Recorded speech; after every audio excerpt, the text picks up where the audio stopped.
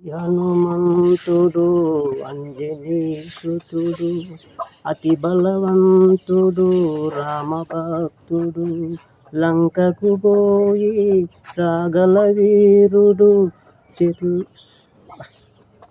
హనుమంతుడు అంజనీసుతుడు అతి బలవంతుడు రామభక్తుడు లంకకు పోయి రాగల వీరుడు మహిమోపేతుడు శత్రుఘర్షణుడు జాంబవదాది వీరులందరును ప్రేరేపింపగా సమ్మతించెను లంకేశ్వరుడు అపహరించిన జానకి మాత జాడ తెలుసుకొను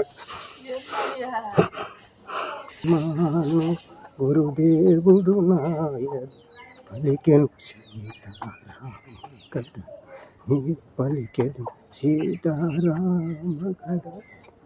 ఈ శ్లోకము శ్రీ పవన్ కళ్యాణ్ జన్మనిచ్చిన మహాతల్లి ఆమె పేరు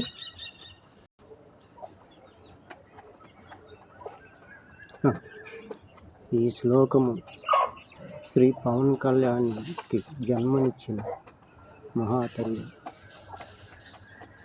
అంజనీ దేవి మాతకు అంకితం ఇస్తుంది.